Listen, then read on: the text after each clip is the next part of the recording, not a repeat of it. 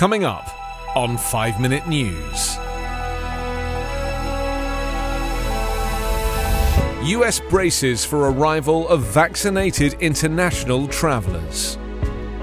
Houston officials probe concert deaths as mourning begins. And Glasgow negotiators seek to resolve climate challenges outside of the spotlight. It's Monday, November 8. I'm Anthony Davis.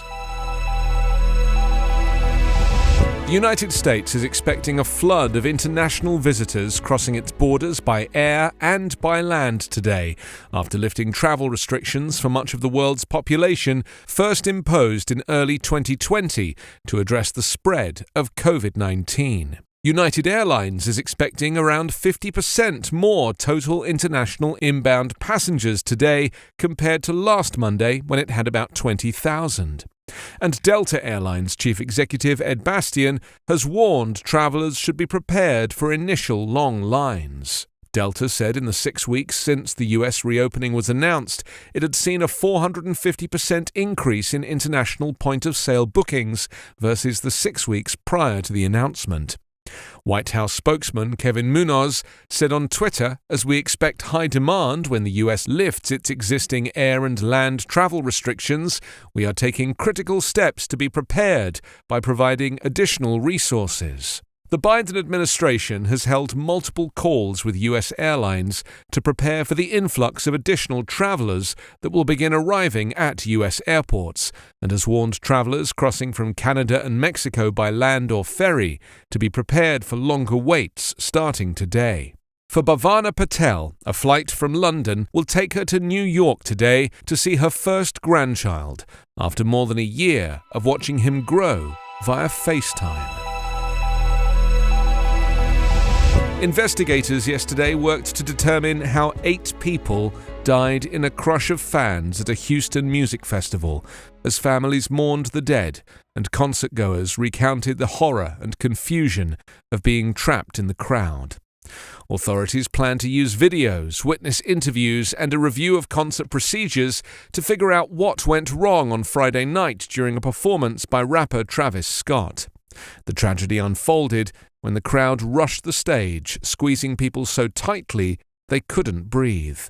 24-year-old Billy Nasser, who had travelled from Indianapolis to attend the concert, said about 15 minutes into Scott's set, things got really crazy and people began crushing one another.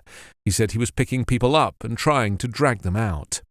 Over the weekend, a makeshift memorial of flowers, votive candles, condolence notes and T-shirts took shape outside at NRG Park. The dead, according to friends and family members, included a 14-year-old high school student, a 16-year-old girl who loved dancing, and a 21-year-old engineering student at the University of Dayton.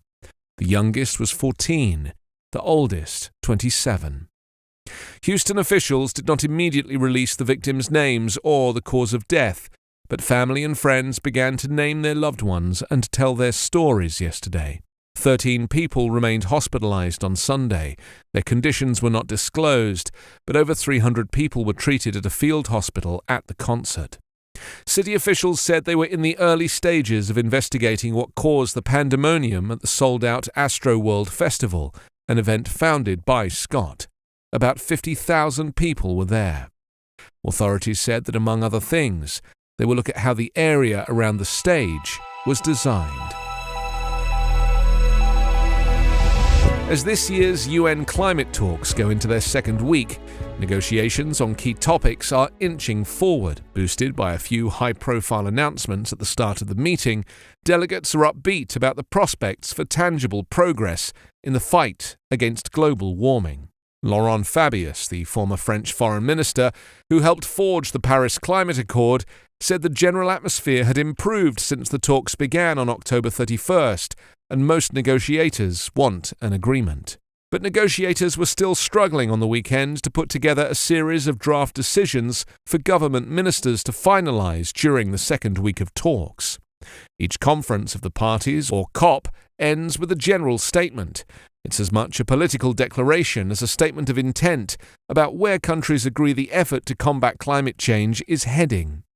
A flurry of announcements at the start of the COP26 talks in Glasgow on issues, including ending deforestation, cutting methane emissions, providing more money for green investments, and phasing out the use of coal, could be reflected in this final declaration. Even though only some countries signed on to each of those deals, others would be encouraged to add their signatures at a later date.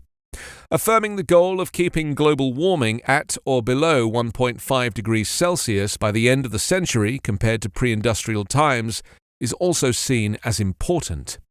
With greenhouse gas emissions continuing to rise, host Britain has said it wants the Glasgow talks to keep 1.5 degrees Celsius alive. One way to achieve that would be to encourage rich polluters in particular to update their emissions-cutting targets every 1 or 2 years, rather than every 5 years, as now required by the Paris Accord. You can subscribe to 5 Minute News on YouTube with your preferred podcast app. Ask your smart speaker or enable 5 Minute News as your Amazon Alexa flash briefing skill. Subscribe, rate and review online at 5minute.news. 5 Minute News is an Evergreen podcast covering politics, inequality, health and climate, delivering independent, unbiased and essential world news daily.